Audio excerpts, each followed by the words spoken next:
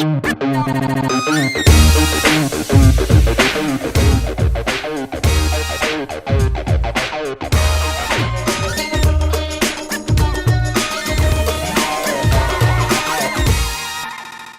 programa aqui chama-se Doutrinador, porque afinal de contas, de um tempo pra cá, o que o professor virou? Doutrinador. Esse professor aqui, por exemplo, ó, maior doutrinador de matemática da história de Goiás, não, da galáxia. Que a professora ali, ó, doutrinadora também, professora Wiley, doutrinadora de literatura e redação. Agora, esse homem aqui é diferente. É diferenciado. Olha pra esse caboclo. Dá uma olhada no shape. Não, dá uma olhada na lataria desse homem. Não é de um playboy carioca, mas esse homem aqui nasceu em Jussara, você acredita? Outra coisa, ó, que eu olho pra mim, olho pra ele, eu fico pensando assim, gente, mas falar pra mim que Deus não faz acepção de pessoa. Olha aqui, como é que não faz, gente? Olha aqui que homem bonito. Começou que você é historiador e ele é matemático. Deve ser essa diferença só. Também é um doutrinador da matemática, tá? O programa chama-se então Doutrinadores, é o nosso programa piloto, aí tá começando, né? A gente não sabe se vai prestar, se não prestar, acabou hoje mesmo, né? Agora, se prestar, a gente vai aí, vocês vão dando os likes aí, a inscrição no canal e vai indo, tá? E começa com, vou começar, sabe com quem? Eu vou começar com o César, depois o Uai, depois o Jurandir. Vou ter que começar com o Jurandir por quê? Esse homem, além de bonito, gente, ele tem dinheiro. É ele que comanda o dinheiro. Eu sou entregue ao liberalismo. Ou seja, olha que injustiça. É beleza e riqueza. Aí foi demais. Foi demais. Ele tem que sair agora para pagar professor. Constrangedor. Só que antes dele sair para os bancos da vida, né? Mas dos bancos, vai começar pelo Banco Safra. Para começar, vocês têm ideia do nível, tá? Jurandir, o seu ministro da economia, que você tanto ama, que você tanto idolatra, Paulo Guedes, Jurandir, é tchutchuca ou é tigrão?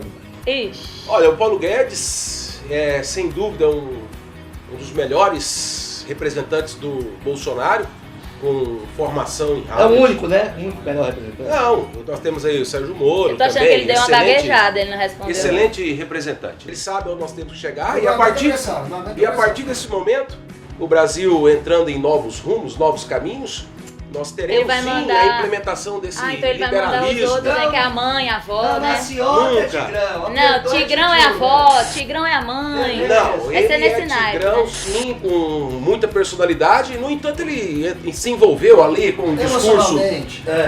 Mandando a mãe dos outros. Com um discurso que sempre não leva a lugar nenhum, mas com sempre uma base muito bem direcionada. Que o Brasil tem um novo rumo a partir de agora, tem sim. Eu tenho algumas restrições, muito medo do nosso presidente. Tem momentos que eu sinto muita dificuldade em defendê-lo, até com algumas propostas filosóficas, tirando foto com armas. Isso aí não é um papel de um presidente, tá todo tempo... Você não gosta de tchutchuca, você não gosta de tchutchuca. Mas, rapaz, pela primeira vez eu tô vendo aqui, o mundo tem solução. Mas eu acredito sim, tem solução, eu acredito sim que o Estado, quem faz o Estado... Na lei liberal é o indivíduo, não é o contrário. E com a troca, eu até me atrevo a dizer que foi uma revolução, porque trocamos sim a classe dominante. A classe dominante agora está bem determinada. Nós vamos sim destravar o Brasil. A dominar, né? Bem determinada a ser dominante, né? Nunca.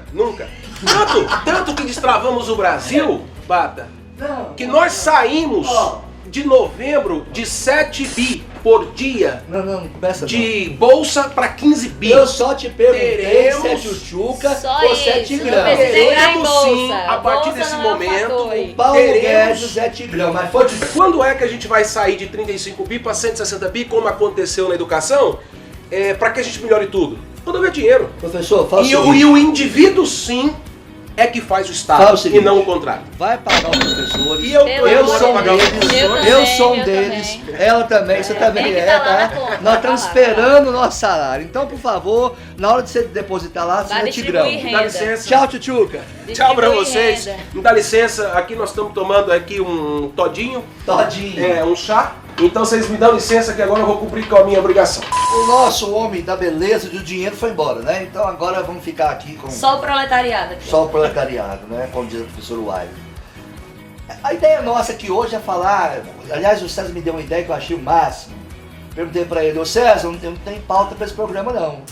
Oi, não, Bata, como é que você vai ter pauta, Bata? Já tá definido já a pauta. Pau é pedra, é o fim do caminho, chegamos no fim. Mas, sinceramente, você acha que é o fim do caminho? Vamos tratar de Brasil. É o fim do caminho? Eu sei que essa pergunta é muito, assim, geral, porque a gente pode tratar de crise econômica, crise social, crise política, humanitária, mas, sério, se você tiver 5 minutos só, você tem 5 minutos para definir o que você pensa desse momento que a gente está vivendo. É realmente o fim do caminho ou é o começo de um outro caminho? Não, o fim do caminho não é, porque nós temos um povo extremamente competente, criativo, articulado, sobrevivente, guerreiro. Então, a tradição do povo brasileiro é vencer crises. Você pode olhar que, historicamente, o Brasil passou por várias crises. É mais uma crise. Mais uma crise, é lógico que ela tem elementos que intensificam. Por exemplo, no pleito eleitoral nós tivemos um discurso generalizado de que era o fim do caminho. Que o Brasil, de ódio, né? Muito ódio de ambas as partes. Que o Brasil não ia mais funcionar. A pior crise da história. Pior crise da história. Como se tivesse fatalismo total. Imutável. Por quê? Porque você precisava criar um inimigo imaginário para, a partir desse inimigo, você ter votos. Mas na história de muitos lugares, né, e da humanidade, tem essa relação de criar pânico moral. Tem sempre alguém que lucra com isso, né? Então esse pânico generalizado de ódio, de caos, de problema, que nunca vai ser, né, modificado, gera... Como se o Brasil, de fato, tivesse falido. Mas era só pânico, gente? Não, eu acho que aumenta, assim, muita coisa, né? Não sei. Não, você tem uma crise real. Uma crise o quê? Mas a crise econômica, nós tivemos uma crise econômica. Séria. Ou seja, vamos pensar assim, o modelo petista gerou de fato uma crise econômica? Gerou? Eu acho que uma crise política gerou uma econômica, né? Então a primeira coisa, que você tem uma crise política, em meio à crise política e a bela atuação da Polícia Federal e das instituições, você começa a ter a exposição da corrupção, isso aumenta a crise política. Você tem uma crise econômica, que se instaurou sim, e você tem, então, um momento difícil. Mas não é um momento de falência. Haja vista que o Brasil está aí continua sendo a 12ª economia do mundo, a gente tem perspectivas de crescimento sim, então não é o fim do caminho, é essa a pergunta. Pois é, mas na sua visão foi desenhado um momento de falência. Foi desenhada com interesses políticos. Quer dizer, você dizer que tinha ali um caos estabelecido e generalizado, que nada no Brasil funciona, foi um discurso político. É óbvio que os índices de desemprego, eles são reais, né? De fechamento de empresas, de instituições em falência econômica, isso é fato. Se eu voltar, por exemplo, ao governo Sarney, eu vou ter inflação de acima de 1000% ao ano. Nós não estamos nem na metade da metade disso. Já tivemos situações piores, eu acho. Isso, tanto do ponto de vista econômico quanto social e das próprias instituições. Agora, qual que é o grande problema que eu vejo? A gente tem uma proposta de país e não apenas uma proposta de governo. Hoje a gente tem carência até de proposta de governo, mas quando eu penso em proposta de país o que eu quero de fato para a educação pensando daqui a 40 anos. É uma identidade, né? Isso, ou para a economia daqui a 40 anos. Não dá para você ter um país macro como é o Brasil, que ele fica ao vento das circunstâncias. Deixa eu contar um pouquinho aqui. O professor, o César falou que, portanto, não é o fim do caminho. Mas se eu devolvesse essa pergunta para você, direcionasse o que eu estou fazendo agora. Aliás, eu chamei você aqui porque eu sei que você tem uma tendência um pouco mais à esquerda, gosta de envolver em polêmica, é firme nas posições. Então, o meu convite a você aqui foi extremamente maquiavélico.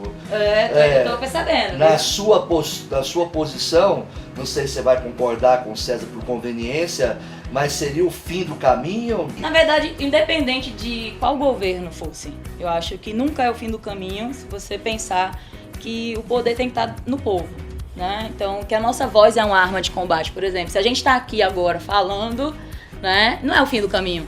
Se nesse momento eu tô tendo voz... É uma expressão de poder? É uma expressão de poder. O empoderamento, ele tá na voz do povo, na atitude do povo, na consciência do povo, né? Então, assim, quando esse povo, ele pega as rédeas, às vezes, pra decidir, às vezes até de forma sem muita consciência, mas se é ele que decide, a história é um pêndulo, né? E esse pêndulo, ele vai, de alguma forma, se equilibrando, né? Mesmo que seja a partir de situações esdrúxulas como a que a gente foi vendo de discursos acalorados, extremistas, facada em um candidato, né?